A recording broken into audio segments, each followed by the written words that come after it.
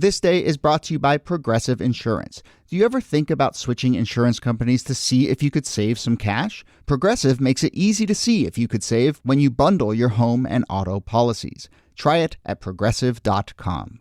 Progressive Casualty Insurance Company and Affiliates. Potential savings will vary. Not available in all states. Hello and welcome to This Day in Esoteric Political History from Radiotopia. My name is Jody Avirgan. This day, October 1970, as the Cold War is heating up and the United States and Russia are locked in economic and military competition, a computer scientist named Victor Glushkov walked into the Kremlin to meet with the Politburo. Glushkov pitched the political bosses on a bold idea: the all-state automated system, which would be 20,000 mainframes at major production points across the country that would send data back to a hub in Moscow, allowing the central government to make economic decisions for the entire USSR. So basically, the internet, but used to advance communist planning efforts, which in many ways cuts against our idea of how the internet was developed here in this country in the United States as the ultimate product of unleashed capitalism. So let's talk a little bit about how the Soviets almost invented the internet and what a communist cloud computing system might look like. Here, as always, Nicole Hemmer of Vanderbilt and Kelly Carter-Jackson of Wellesley, joining me on America's very own internet. Nice to see you. Good to see you, Jody. Hey there. Would we be able to talk to each other if Victor Glushkov had his way? I don't know. We'd be on telephones speaking into so mics. early on this podcast. No. Yeah, exactly. And our special guest this episode is Kevin Roose, technology columnist for the New York Times and the best-selling author of 3 books, Future Proof, Young Money, and The Unlikely Disciple. He is also the co-host of the excellent Hard Fork podcast, which roughly talks about technology but dips into all sorts of other parts of our modern lives. But Kevin, thank you for doing this. Thank you for having me. And I'm actually on the Kremlin internet, so if my internet speed is a little laggy, just blame the Kremlin. Okay, A little fair spotty. enough. Yeah. Given how the touchy subjects that you sometimes have to wade into on Hard Fork, I wouldn't be surprised if you were like VPNing yourself through all sorts of different countries. No comment. So actually, before we get into this attempt to start a version of the internet and the sort of Cold War context, can we just talk a little bit about this Victor Glushkov person? Because, I don't know, Kelly, he seems like, when you read about him, he seems like a genuine visionary, technological visionary. Yeah, I mean, talk about forward thinking. I mean, it's sort of hard to imagine the internet before the internet, right? Like, I mean, what he does is sort of envision, the idea of like having books and newspapers and magazines and television shows, things that we have all now. He's envisioning that like in the 1960s. He's like, we won't be using paper. I mean, everything that he says, like I could read this exact paragraph. He says, each person will have an electronic notebook, a combination of a flat screen and a mini radio transmitter. No matter where you are in the world, if you type a specific code into the notebook, you will be able to conjure up text and images from a giant remote database. This will forever replace not only books, but newspapers and magazines and television as well. And I mean, talk about the here we are, right? Like here we are. And then, I mean, he goes on to write, there will be this social network called Twitter, and then this guy named Elon Musk will buy it. And, basically Weird Nostradamus. how he got that one. Know, right? but Kevin, I mean, can you put that a little in context in terms of sort of techno-futurism of the 60s? I mean, sure, there was a lot of sci-fi, and people like to point to that, but I mean, this seems genuinely forward-thinking, right? I mean, yeah, this was an era of great dreams about the technological future. I mean, there was so much classic science fiction that came out during this time. It was a time when, artificial intelligence, the term had just been proposed in the 1950s, and people were already starting to think about these new computers and like how could they be not just sort of tools for us to do computations and basically replace sort of manual, calculation. But what kinds of other powers could these new computers have? Could they one day be small enough to fit on a person's desk? Could they one day talk to each other? Could they one day be taught to think like a human? There was all this sort of starry-eyed optimism about this. And yes, some doomsaying too. I mean, this was also, a time when a lot of people started worrying that automation was going to take over all of the jobs in all of the factories and put us all out of work. So it was a time of great possibility, but also a time of a lot of fear. Right, a real tension between that utopian and dystopian vision of the future with, of course, the atomic bomb sort of lurking in the background as this looming threat, where to envision this kind of utopian technological future was an act of hope in what was a very dark time for a lot of people.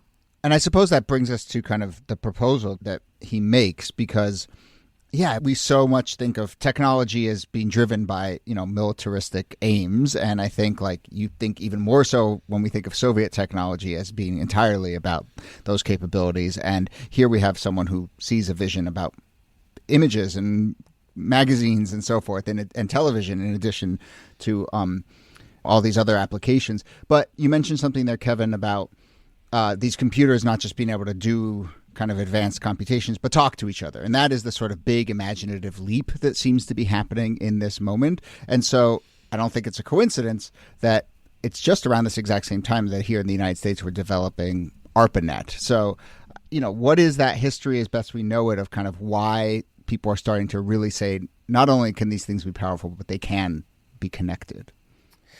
Well, there was science fiction sort of hinting at a world in which computers could talk to each other long before this. But I think when you started to sort of figure out the ways that these computers could be hooked up to the phone lines, that information could be transmitted between computers. I mean, this was the era, that sort of punch cards. And I think it was natural for people to wonder, if you could send information to these computers rather than having to sort of manually walk over and have them run a program, that would be much more useful, and it would potentially make it possible to do things like what became email, which is to replace the office memo with just computers talking to each other in a language that they could understand that could be transmitted over the phone lines.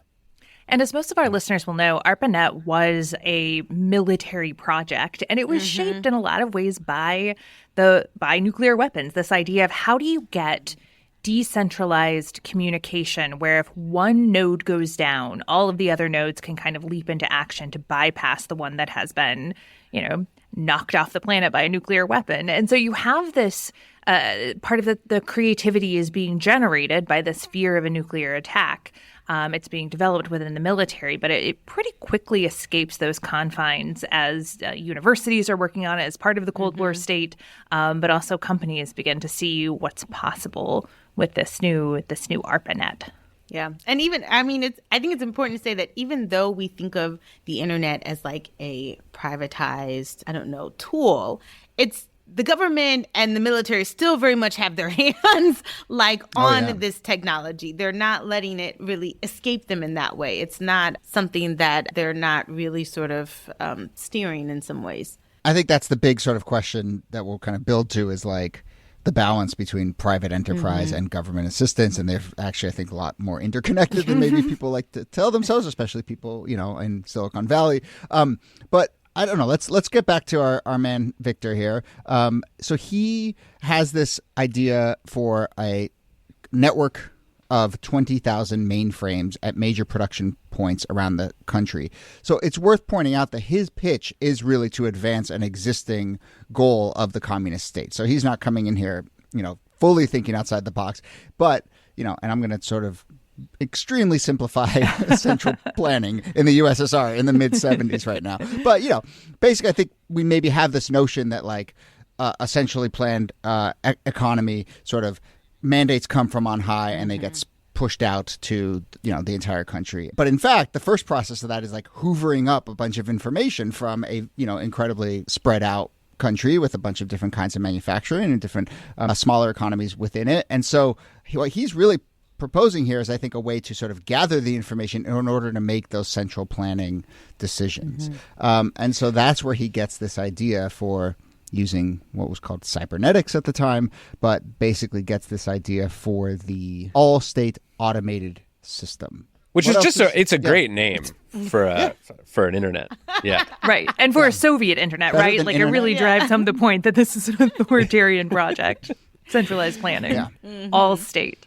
It's so fascinating because for folks who have followed the history of the internet in the United States, so much of the excitement was around, what it could do for communication, what it could do to kind of decentralize communication, which is something that in the Soviet state was not something that the government wanted to subsidize or even allow. There's this great story from back in the 1920s when the U.S. was putting all of its energies into telephonic communication that allowed for private communication between citizens. Technology like that was not welcome in a place like the Soviet Union. And they instead put all of their investment into loudspeaker technology because that kind of state-out communication was much more important to that kind of government than private telephonic communication. I think you kind of see that in the vision of the internet that the Soviet Union is pursuing, that they're not imagining that kind of independent communication and knowledge production and knowledge seeking. It's about something very different. It's also important to point out that I think scientists, at least the ones that I've covered and interviewed and talked to and the ones that I've read about, they generally, the good ones are sort of not only aware of how to solve the big technical problems, but they're aware of sort of the power structures in which they operate. And so if you are an ambitious young mathematician, computer scientist in the Soviet Union, growing up, the way to actually get your ideas out into the world is to make them appealing to the centralized state, to sort of align the technology with the goals of the state. You see this today with young Chinese internet entrepreneurs. They know that the state's objective is to use AI and other technology to surveil the population. And so if you are an inventor with a bright idea, you're going to sort of try to bend it into the box of things that the state would consider not only acceptable, but would get excited about it because that's how you're actually going to be able to make an impact. So I think it's worth pointing out that Victor, our friend, he was definitely aware that the way to get something like this system out into the world was to make it attractive to the party.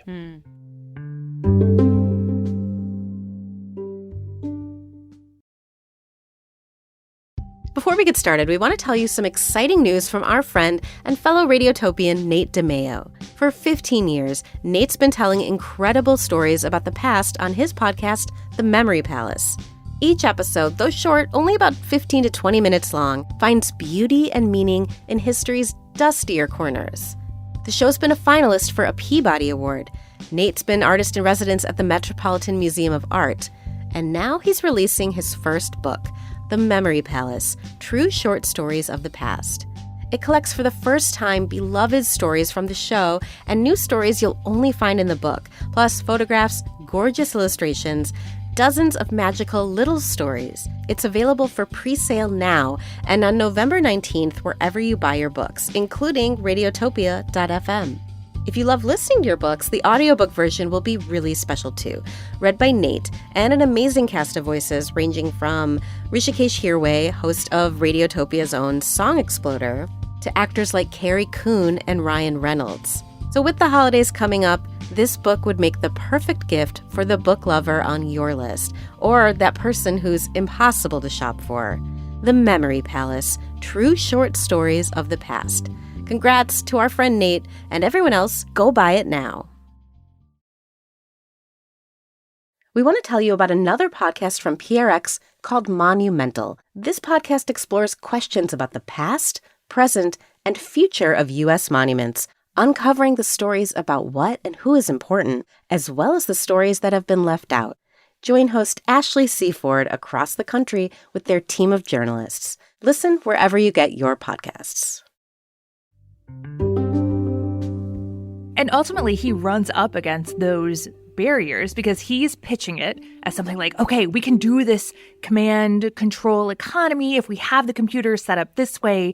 And he pitches it to military and government leaders, and they're like, that sounds like we would be giving up power. We don't want to do that. So we're maybe trying to keep control. That's right. Like maybe we could just have like computers that play music in hen houses so that the hens will lay more eggs. Isn't that a great idea for how we might use this computational technology? Can we put ourselves in this pitch meeting for a second? Okay, and I want to compare this to a sort of modern Silicon Valley or maybe a mid 2010 Silicon Valley pitch meeting, which Kevin knows so well. Because first off, Victor walks in. I think you're right. He understands how he has to work the power structure. The first thing that happens that I think is very resonant is a couple key people bail on the meeting right before he goes in, which I think probably happens, right, Kevin, in Silicon Valley all the time. You think you're having a meeting with the 6 people who decide, and then at the last second, it's the junior associate, some person who was at McKinsey 6 months ago. Yes. Right. Yeah. So you already know you're getting sort of sandbagged a little bit when you walk in. But then he goes into this meeting, and his pitch is for and this is today's dollars, but his pitch is for a $100 billion project that would take 30 years to implement. Yeah. Which to me feels like, it didn't work, but, the cojones to go in, that strikes me as very Silicon Valley, right? Like, you got to go in and just say numbers that, like, $100 billion. Right? Yeah. That and 30 years, some folks won't be alive to see this fully implemented. That's what's so outrageous about it a little bit, but also that's kind of what's so visionary about it too. Like, if you can just get behind it. Right. The thing that is not like Silicon Valley is the time scale. Because today, people would go in and ask for $100 billion, but they would say, I can do this in 18 months. Yeah, right. Yeah. They would not, venture investors, they want their returns, right? No one wants to wait around 30 years for something to come to fruition. But the scale is obviously ambitious. And that actually, interestingly enough, probably plays into one of the sort of key divides between the timetables at which, the USSR thought and the timetables at which the United States thought. And maybe there's a sort of disconnect there that, yes, you're going to pitch this incredibly ambitious, radical idea, but then you have to fit it into this sort of slower, much more bureaucratic thinking that exists in the USSR. And there's a tension there, as you point out. But yeah, so then they come back with this idea. I want to just say these words again, but one of the sort of, the finance minister comes up with this idea that maybe we should just use computers instead to play music in hen houses to stimulate egg production, which is just such a wonderful, again, I'm sure all people who've pitched an idea in Silicon Valley have had someone just say something completely out of left field that feels totally unrelated and pretty dumb as a counter. Well, especially because you're like, my guy, we have radios. Yeah, I know. We can already do this. We're good. We're good. Yeah. Our egg production is not the issue here. But what really happens, is that they give permission to install computers at production centers, but they say we're not going to build this system to link them together. And so, again, it's the kind of key visionary thing, right, that is not actually implemented here, which is this idea that they would talk to each other and then they talk back to Moscow and allow Moscow to make these centrally planned decisions accordingly. So that's kind of where this fizzles out. And so I'm wondering, if we have thoughts about kind of the path that was open, right here, that maybe the USSR went down. Is there a world in which the USSR in this moment is the one that is seen as having invented the internet? I think it's possible, but there's that basic conflict there, which is that the internet is a tool for decentralizing information sharing. And, maybe if you had gotten the Soviet internet, you would have had some other version emerge. But the basic idea just seems like it fundamentally at odds with the sort of Soviet project. So,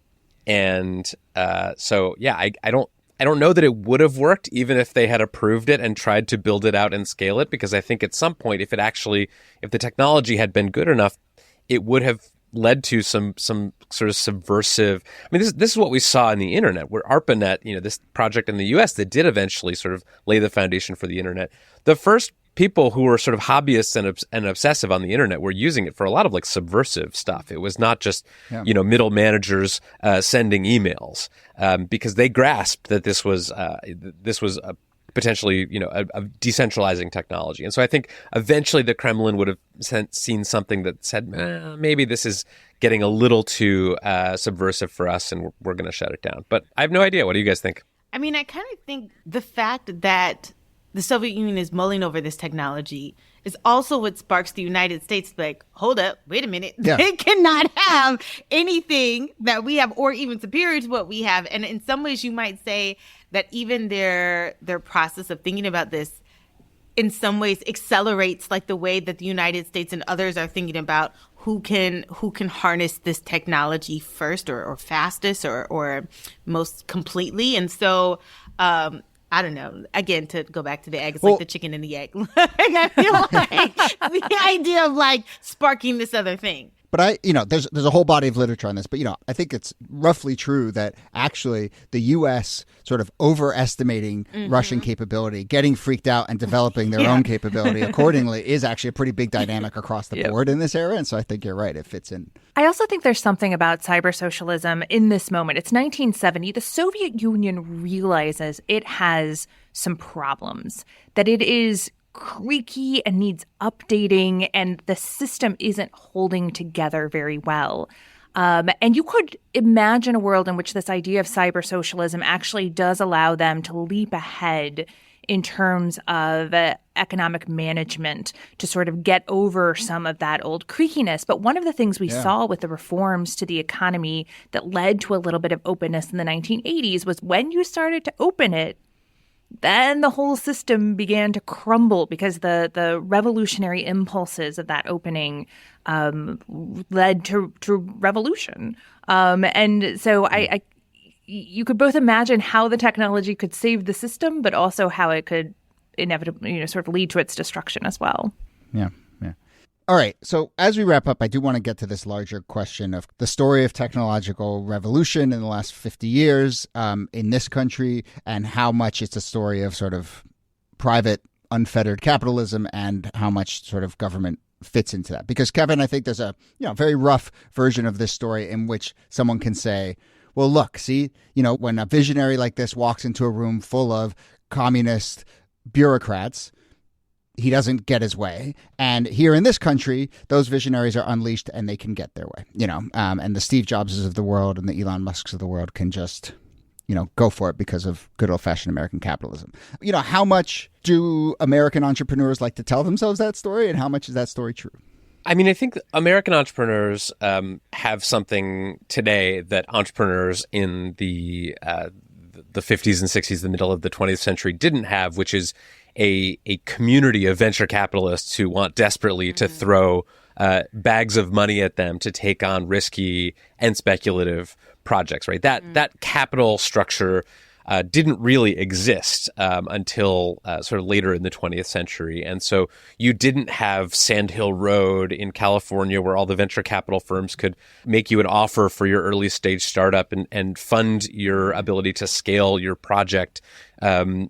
There were sort of much more conventional funding sources. If you wanted millions and millions of dollars to go build out your thing, you probably had to go to the government or to GE or, some other sort of major conglomerate, but there just weren't that many sources of ready capital, especially for these more speculative high-risk projects. And so I think American entrepreneurs have more options when it comes to raising money for their world-changing ideas.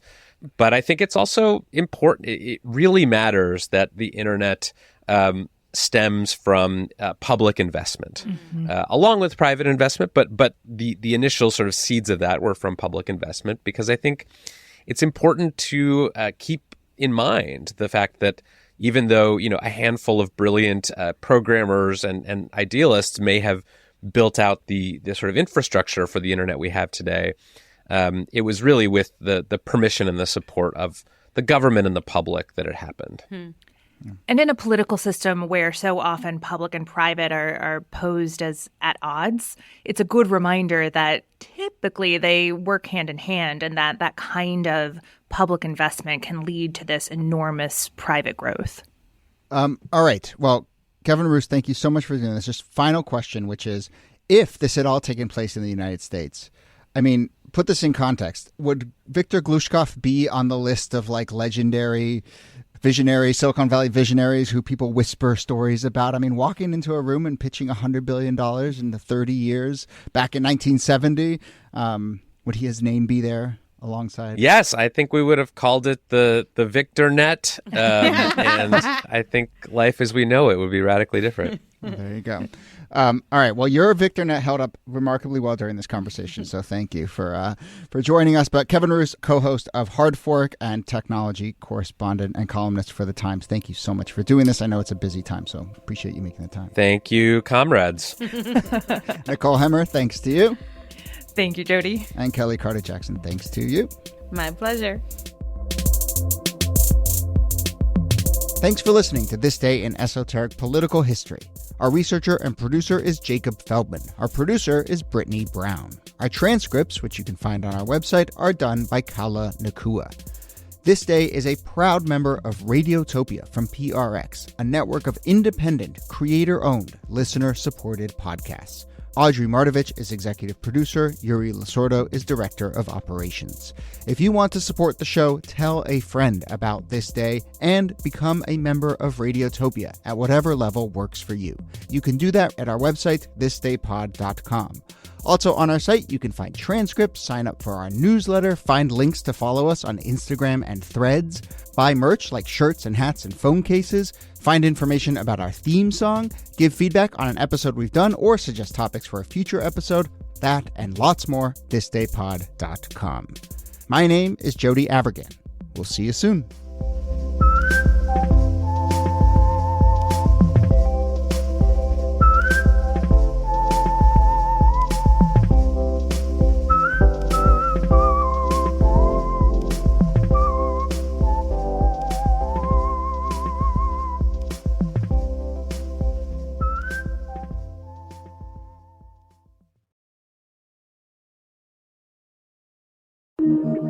Radiotopia.